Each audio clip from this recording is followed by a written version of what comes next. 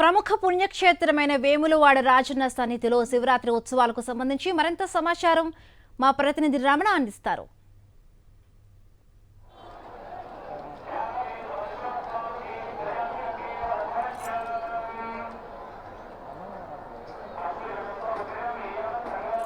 బిందు మనం చూడవచ్చు వేములవాడలో ఇప్పుడు మొత్తంగా ఒక ఆధ్యాత్మికమైన వాతావరణం శివాలయాల్లో ఈరోజు ఎటువంటి ప్రత్యేక పూజా కార్యక్రమాలు ఉన్నాయి?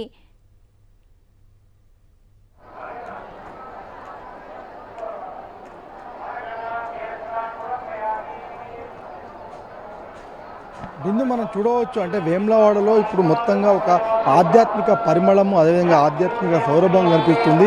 ఎందుకంటే ఎటు చూసినా భక్తజనంతో పెద్ద ఎత్తున కాలినడకన పాదయాత్రన భక్తులు ఇక్కడికి చేరుకుంటున్నారు. ఇప్పటికే దాదాపు సుమారు 2 లక్షల మంది వచ్చినట్టుగా ఒక అంచనా. అయితే ఇక్కడికి మినిమం ఒక 4 లక్షల మంది భక్తులు వచ్చే అంచనా ఇప్పటికే అధికారులు వేశారు. కానీ దాని సంఖ్య ఇంకెక్కువ ఉండవచ్చు అని తెలుస్తుంది. మనం చూడవచ్చు కంచి మనం ఒకసారి పరిశీలిస్తే కనుక అక్కడ క్యూ లైన్లలో భక్తులు కనిపిస్తున్నారు.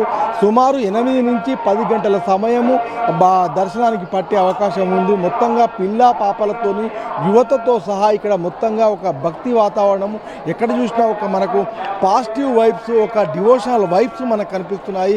ప్రత్యేకంగా వేములవాడలో చూస్తే కనుక మనకు ఇక్కడ లింగార్చన అంటే సాయంత్రం జరగబోయే లింగార్చనను ప్రధానంగా చెప్పుకోవచ్చు. 365 లింగాలను ఋత్వికులు తయారు చేసి వాటికి అర్చన చేస్తారు. ఒక పెద్ద ప్రక్రియ. ఆ కార్యక్రమం సమయంలో మొత్తంగా వేద మంత్రోచ్చారణలతో మొత్తంగా ఒక ఆధ్యాత్మిక పరిమళము ఆధ్యాత్మికమైన వాతావరణముకు మనకు వేములవాడలో కనిపిస్తుంది. ఇక్కడికి వచ్చే భక్తులంతా కూడా ఈరోజు జాగారం చేసి ఉపవాసం చేసే క్రమంలో మొత్తంగా శివలింగాలను బయట పెట్టుకొని ఎక్కడికక్కడ వాళ్ళంతా కూడా జాగారం చేస్తూ ఉంటారు. ఈ క్రమంలో వచ్చే భక్తులకు ఎలాంటి అసౌకర్యాలు కలగకుండా ముఖ్యంగా సౌకర్యాలను కల్పించే విధంగా అధికారులు కూడా పూర్తి స్థాయిలో ఏర్పాట్లు చేశారు.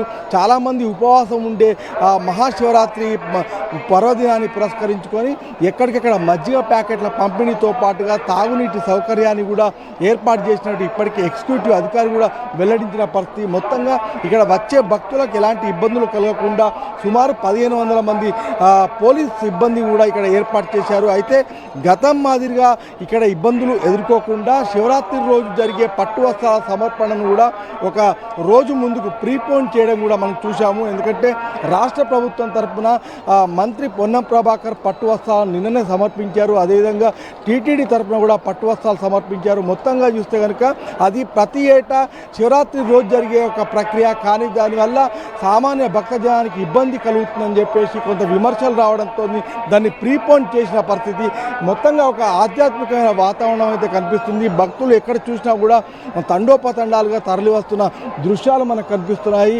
మొత్తంగా వేములవాడలో ఈరోజు లింగార్చన తర్వాత మనకు ప్రధానంగా చెప్పుకోవాల్సింది లింగోద్భవ పూజ. ఇది రాత్రి సమయంలో ఉంటుంది.